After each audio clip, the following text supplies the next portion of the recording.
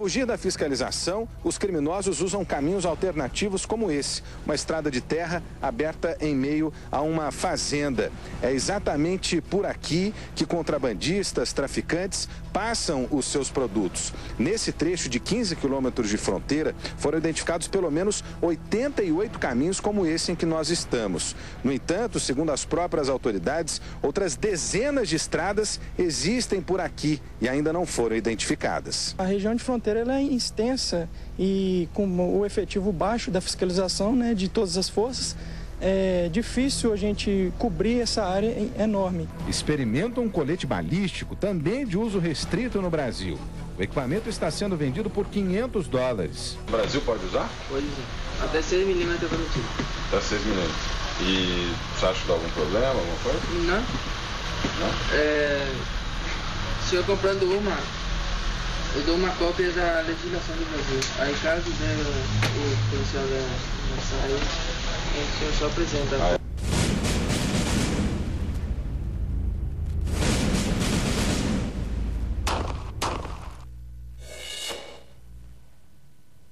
É o que você vai conferir daqui a pouco aqui na tela da Band, a reportagem especial sobre a rota do contrabando, a conexão do Brasil e do Paraguai.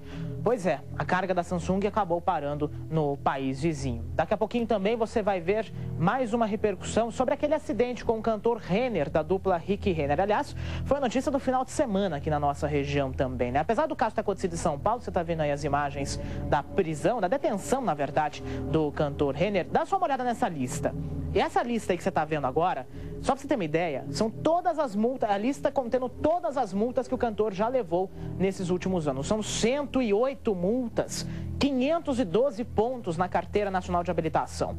E mais uma vez, ele foi flagrado dirigindo embriagado, acertou um carro, fez praticamente um strike em um veículo lá em São Paulo. Por sorte, dessa vez ninguém ficou ferido, mas claro que não é a primeira vez que acontece isso com o cantor e não é a primeira vez também que algo de grave acontece. Em Piracicaba, no ano de 2001, ele acertou um casal que estava numa motocicleta na rodovia Luiz de Queiroz. A gente está vendo justamente essas imagens.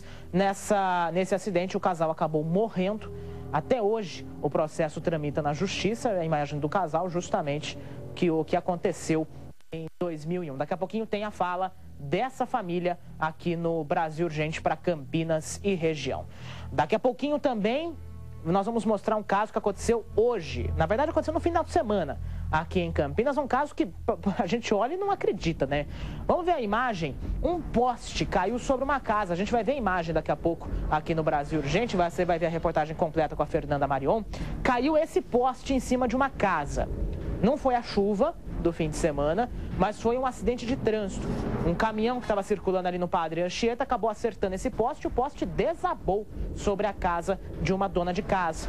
Não, por sorte, nada aconteceu, ninguém ficou ferido, mas o susto foi muito grande nesse final de semana. Inclusive o poste ainda não foi retirado, vai ser retirado só no fim da tarde, de acordo com a CPFL. Tá aí então essa imagem impressionante abrindo o Brasil Urgente desta segunda-feira. Daqui a pouquinho tem todos os detalhes com a Fernanda Marion. A chuva, inclusive, também é destaque aqui no nosso programa. Afinal, você sabe que aconteceu uma forte tempestade aqui na região de Campinas no último final de semana.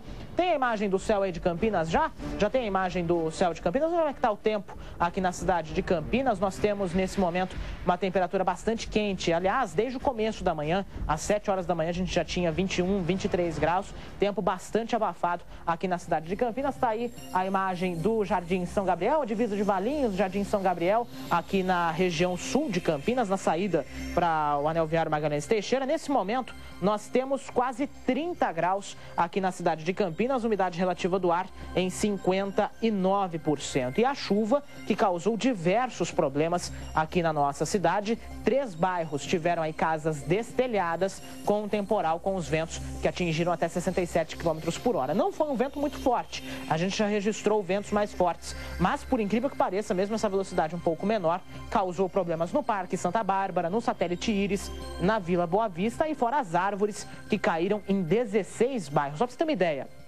no Jardim Aurélia, na Vila União, no Jardim Ipauçurama, no Chapadão, na Vila Industrial, na Vila Aeroporto, no Jardim Rocim, no Novo Botafogo, no Centro, no Guanabara, no Satélite Irizum, na Vila Santa Isabel em Barão Geraldo, no Parque Itália, no Campos Elíseos, na Vila Pompeia e no Jardim Santa Clara, lá na região do Campo Grande. De acordo com o CEPAGRE, inclusive o acumulado de chuva foi de 10,4 milímetros em um período aí de quase 2 horas, 110 minutos, aí 1 hora e 10 minutos. É uma situação bastante complicada, inclusive. 110 minutos não é 1 hora e 10, não. É um pouquinho mais. Eu não estou sabendo fazer conta, não.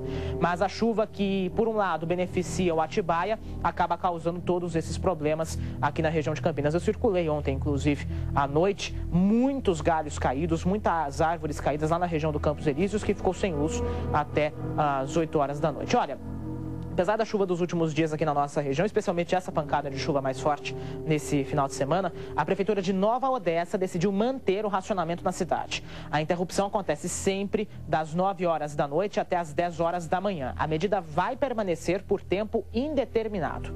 E para enfrentar os problemas relacionados à crise hídrica, a administração firmou uma parceria com o Instituto Agronômico de Campinas. O plano conjunto pretende recompor a mata ciliar para recuperar as nascentes que acabaram secando. A reportagem é da Kátia Saqueto, aqui no telão, pode rodar. Ainda dá para ver o leito por onde passava a água de uma nascente que havia bem aqui.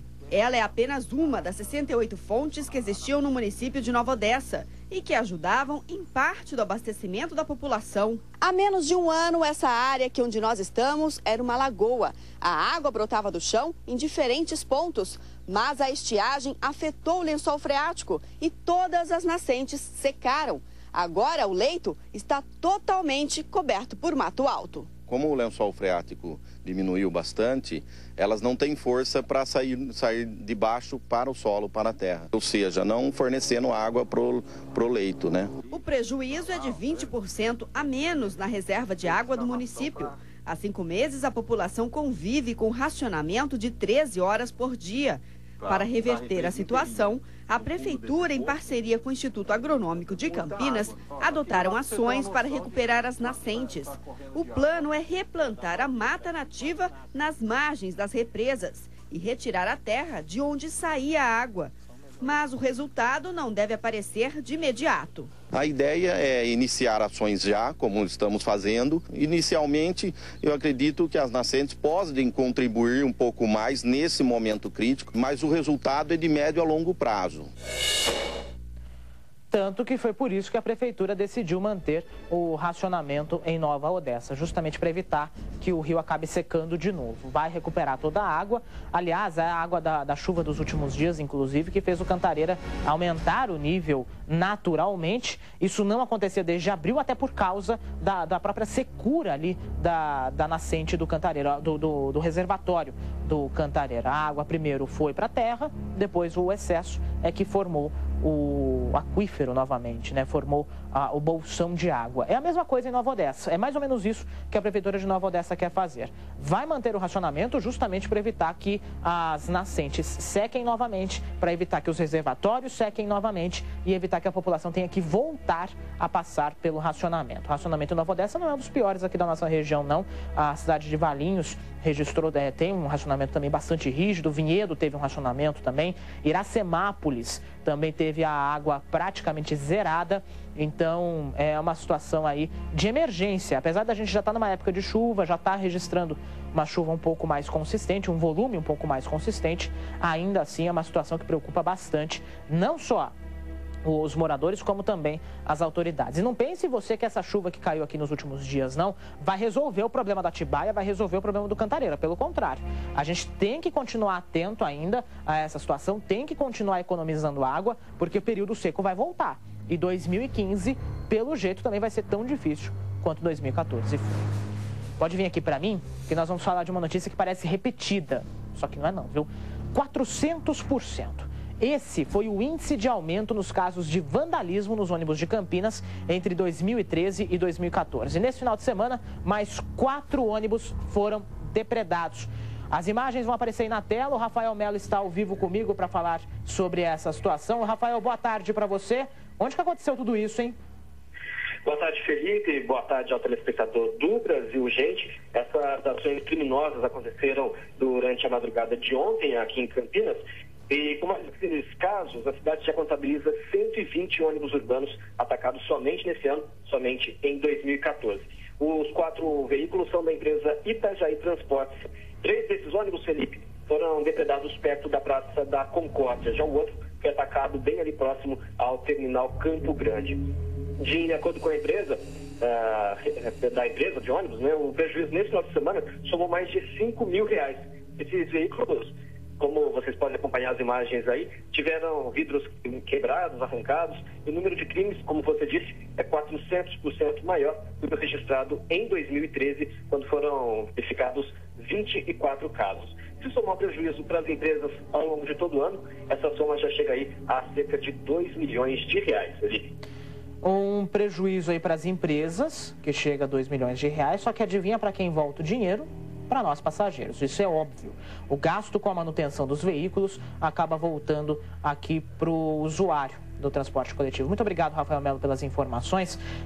Dá para reparar que esses ônibus aí não são velhos não, viu? Não dá para dizer que os ônibus são velhos, pelo contrário. São ônibus novos, relativamente novos, que já estão em circulação há um pouquinho de tempo aqui na cidade, mas que mesmo assim são atacados pelos vândalos. E as ações sempre acontecem nos mesmos pontos.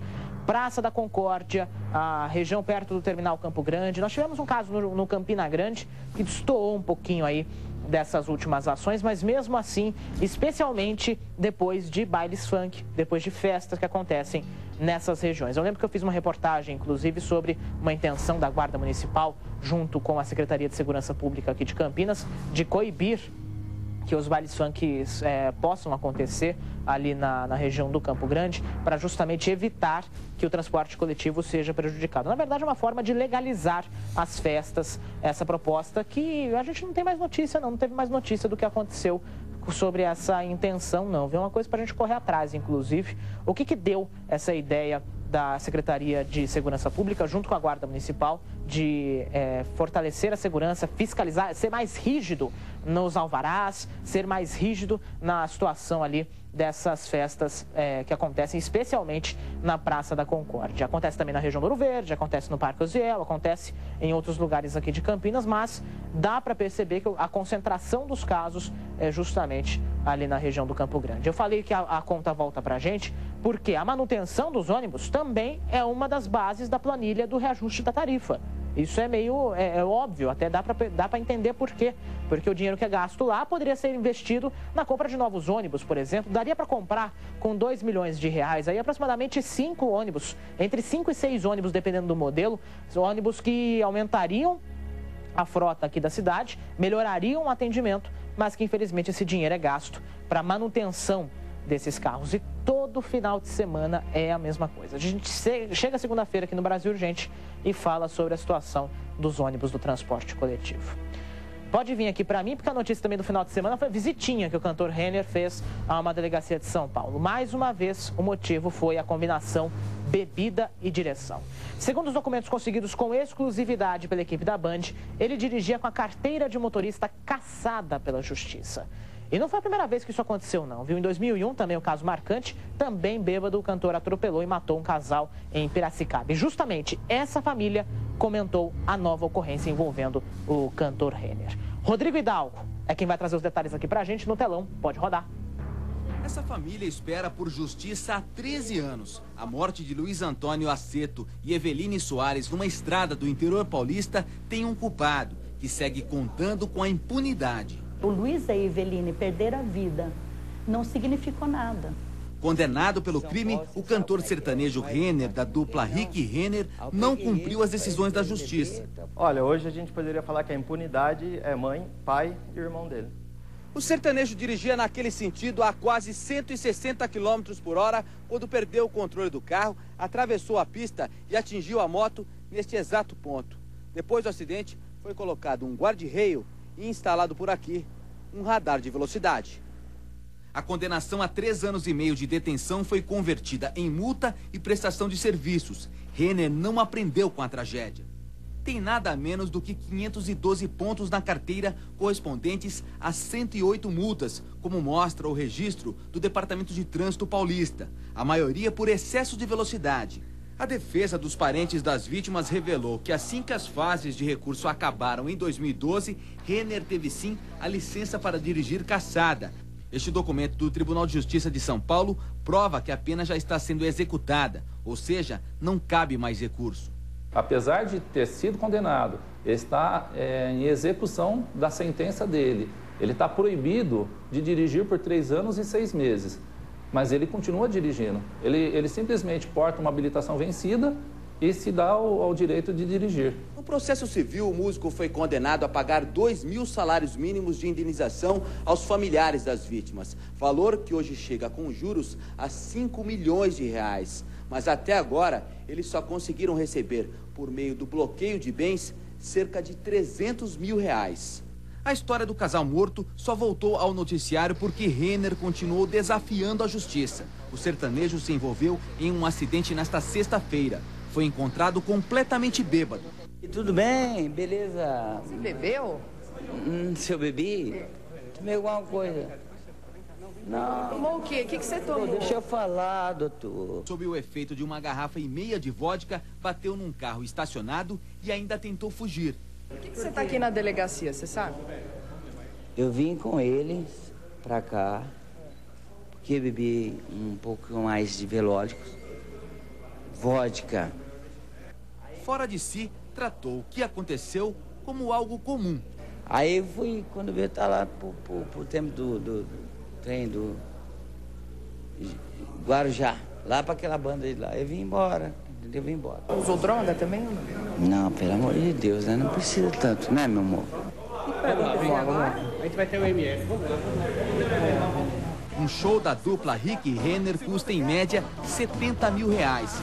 Se você quer, toma. Se você quer, toma. Se você quer, toma, toma, toma, toma, toma. Ele pagou uma fiança de 10 mil reais e saiu pela porta da frente da delegacia, mesmo não sendo réu primário. Dificilmente o artista irá para a cadeia, por conta de uma lei de 2011 que determina que as penas não superiores a 4 anos sejam cumpridas em liberdade. Ele matou 2 pessoas dirigindo, né? E ele tem uma série de multas por excesso de velocidade. Então, assim, o que a gente visualizou nesses anos todos que se passaram é que ele é um péssimo motorista. Ele não respeita a lei, ele não respeita as pessoas, ele não respeita nem a si mesmo.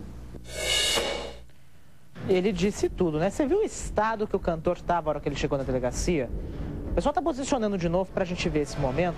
A repórter Lívia Zúcaro pergunta para ele se ele está bêbado. É inacreditável como é que ainda está dirigindo, como é que ainda permite, como é que ainda pode dirigir no estado que estava, visivelmente embriagado, não precisa nem chegar perto, já dá para ver na feição do rosto dele que ele estava alcoolizado. E aí fez o que fez. Por sorte, nesse caso de São Paulo de sexta-feira, ele não atingiu o carro com ninguém dentro, não matou ninguém mais, né? Porque em Piracicaba ele matou 2 pessoas. Mas se continuar assim, respondendo em liberdade, pagando fiança, até que ponto vai chegar isso? Até que condição, quantas pessoas mais vão ter que morrer até que se tome alguma providência para que o Renner cumpra a pena na cadeia. E tirar a carta e tirar o direito de dirigir que ele tem. Já não tem carta mais, né? Com 512 pontos na carteira de habilitação, já não tem mais como dirigir, não teria mais condição de dirigir numa situação normal. Situação bem complicada, né? Para o próprio cantor, inclusive, porque tem exemplo, tem fãs que seguem os exemplos deles, e como todas as áreas. Já está no ponto, o ponto da entrevista? Quero que você veja de novo o Renner aí completamente embriagado, conversando com a repórter Lívia Zúcaro na chegada à delegacia. Está no ponto, pessoal? Se tiver, vamos ver de novo a cena do Renner aí chegando na delegacia. Você está aqui na delegacia, você sabe? Eu vim com eles pra cá, porque bebi um pouco mais de velódicos, vodka. Fora de si. Você percebeu que ele estava enrolando a língua até para falar o que ele estava bebendo? Então, alguma coisa estava muito errada. Bebeu mais de 1 garrafa de vodka, parece. Ele estava junto com... Depois disse que estava junto com um morador de rua, que pagou vodka para ele também. Ah, gente, tem brincadeira. Vamos ter ter um pouquinho de paciência com essas coisas, né? Não tem como ter paciência com essas coisas. Olha o tamanho da ficha de multas, documento exclusivo aí da Band, obtido com exclusividade pelo Grupo Bandeirantes. Você viu? São 4 ou 5 páginas de multas. É muita coisa para quem já não deveria estar mais circulando pelas ruas e avenidas do nosso país, não é verdade? Vamos torcer para que dessa vez alguma coisa aconteça de fato, apesar dele já ter pago a fiança aí de R$10 mil e responder ao processo em liberdade. Tomara que aquela família de Piracicaba também consiga a indenização que pode chegar a R$5 milhões. Tomara que eles consigam esse dinheiro, porque realmente esperar 13 anos por uma ação que ainda está tramitando e de repente ver ele fazendo uma situação parecida, fazendo uma coisa parecida de novo, deve doer muito o coração, realmente. Pode vir aqui para mim? Nós temos mais informação ao vivo aqui no Brasil Urgente. Homens do BAEP, Batalhão de Ações Especiais de Polícia, prenderam nessa madrugada 3 pessoas que tentaram fugir de um cerco no Jardim São José. Eles são foragidos do Mato Grosso do Sul. Não é isso, Rafael Gnipper? Boa tarde. Boa tarde, Felipe. Boa tarde aos amigos do Brasil Urgente. Exatamente isso, Felipe. Os homens do BAEP eles faziam um patrulhamento ali pelo bairro Jardim São José, quando eles desconfiaram da atitude de 3 homens que estavam dentro de um carro. Ao ser abordados, esses 3 homens tentaram fugir sem sucesso, foram ali abordados pelos policiais poucos metros depois. Dentro desse veículo, Felipe, foi encontrada maconha, né? Foram encontrados 3 tijolos de maconha e mais de R$1.000 em espécies. Esses homens, como você bem disse, eles eram procurados por furto de caixa eletrônica no Mato Grosso do Sul.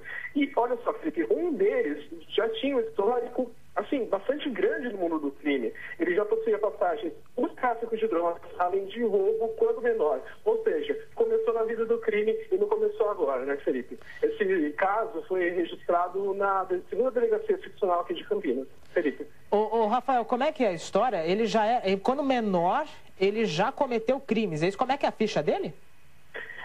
Tem passagem por tráfico de drogas, né, esse último caso, esse caso também de roubo a caixa eletrônico, e ao averiguar a ficha criminal desse criminoso específico, Felipe, os policiais descobriram que quando menor, ele também já tinha se iniciado aí no mundo do crime.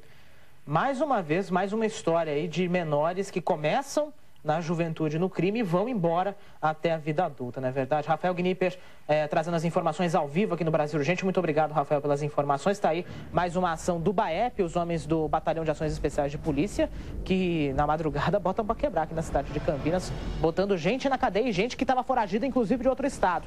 Parabéns à equipe do BAEP aí pela prisão. E olha, pode vir aqui para mim, porque a gente viu no começo do programa aquela imagem do poste, né? Um susto para os moradores de uma vila, aliás, moradores de uma rua aqui na Vila Padre Anchieta, em Campinas. No fim de semana, um caminhão, ao dar passagem por um ônibus, derrubou um poste em cima de uma casa.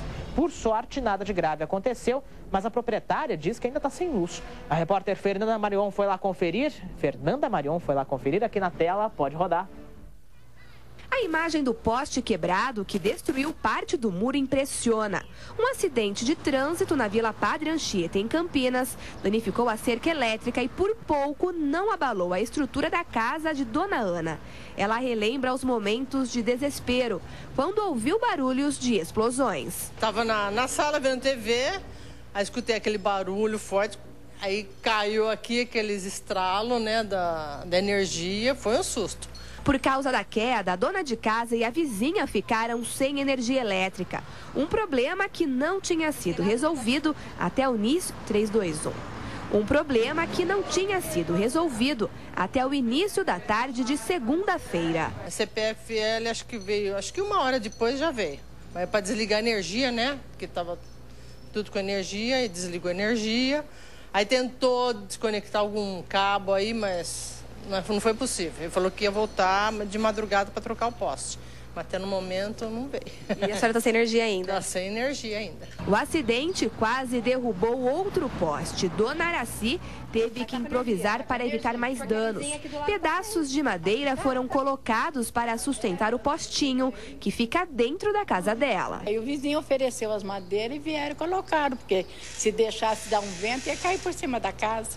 De acordo com os moradores, uma carreta foi dar passagem para um ônibus e a traseira acabou batendo no poste. A rua aqui é de mão dupla e a população explica que esses carros estacionados aqui na curva dificultam não só a visualização, mas também o tráfego dos carros. Para piorar, não existe nenhuma placa que sinalize que é proibido estacionar veículos no local. Esse carro aí que atrapalha toda a visão. Tudo caco velho, uma lixeira. Esses carros parados aqui na esquina, né? Esses carros aí, que é muito movimento, essa rua passa muito ônibus. Eles sempre desviam, param, para dar passagem um para o outro, é difícil. A rua é movimentada. A todo momento, os motoristas têm que desviar e até mesmo parar para que o trânsito consiga fluir. No local, faltam sinalização e organização para dar paz aos moradores do local. Tinha que tirar, né? A gente fica, né? Vai falar muito com o vizinho, daí arruma encrenca, então. E agora a senhora quer que com prejuízo? Vamos ver, o rapaz falou que vai pagar, né? Vamos ver. Imagina você tá lá na sua casa, domingo, tá lá tranquilo, de repente cai um poste com um transformador e tudo em cima da sua casa. Baita susto, não é verdade? Olha, a INDEC informou que vai fazer uma vistoria no local para verificar os estacionamentos, né? Apesar que a gente vê que ali não tem nenhuma placa que indica realmente que é proibido estacionar, mas isso daí vai ser feita uma verificação pela empresa municipal de desenvolvimento de Campinas. A CPFL informou que até o final da tarde de hoje vai retirar o poste danificado e que o fornecimento de luz já foi retomado. É aquela velha história, né? A gente sempre fala que vai ter cautela no trânsito, né, para ter cuidado. E aí tem mais um caso. Não chega a ser uma imprudência, foi um incidente que aconteceu por causa de uma rua estreita. Uma rua que acaba ficando estreita por causa do estacionamento. Mas sempre deve ter cuidado, principalmente quando se envolve veículos grandes como caminhões e ônibus. Por sorte, não aconteceu uma tragédia. Poderia ter acontecido uma grande tragédia aí na Vila Padre Anchieta, com esse transformador, inclusive. A gente viu ali a imagem do transformador. Se ele tivesse estourado de vez, sabe-se lá o que poderia acontecer, né? Mas por sorte, nada demais. Não há riscos para as casas também, não há risco estrutural para as casas. Então só fica o susto aí do muro e daquele outro poste, daquela outra residência vizinha. Olha, pode voltar aqui para mim, porque chegou a hora. Chegou a hora de ver a reportagem especial, exclusivo. O Brasil Urgente acompanhou policiais da Delegacia de Investigações Gerais de Campinas que buscam informações sobre a carga roubada da fábrica da Samsung em julho. Durante as investigações, foram percorridos mais de 10 mil quilômetros pela divisa entre os dois países. Rodrigo Salomão e o repórter cinematográfico Sérgio Doreto mostram que o comércio de equipamentos eletrônicos ocorre sem qualquer controle na fronteira, favorecendo o crime. Pode rodar.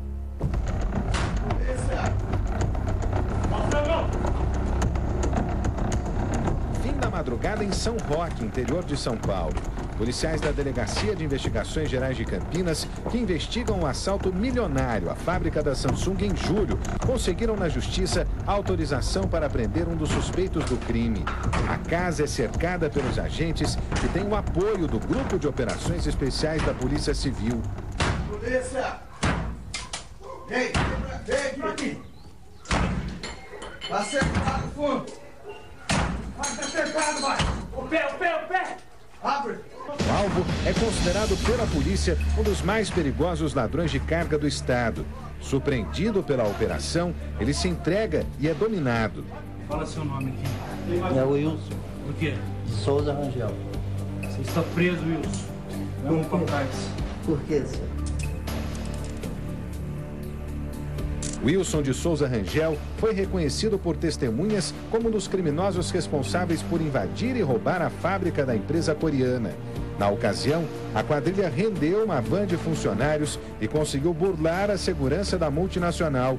Essas imagens mostram a movimentação do grupo, que fugiu com uma carga de telefones celulares e equipamentos eletrônicos, avaliada em mais de 20 milhões de reais. Além de Wilson, outros 8 integrantes da quadrilha foram identificados com a ajuda do sistema de monitoramento. 5 deles já estão presos e devem permanecer na cadeia até o julgamento do caso. William Alves Moscardini, Vanderlei Espírito Santo e João Ribeiro da Silva Júnior também foram reconhecidos por testemunhas e continuam foragidos. Além de identificar e prender a quadrilha responsável pelo roubo à fábrica da Samsung, os policiais da Delegacia de Investigações Gerais de Campinas traçaram a rota feita pela carga milionária. Eles descobriram que os tablets e celulares estavam sendo vendidos no Paraguai. De acordo com a investigação, Wilson foi o responsável por intermediar a negociação com os receptadores paraguaios. Nós entendemos que ele fazia esse papel de adotar as providências de logística na remoção e no transporte dessa carga até o Paraguai.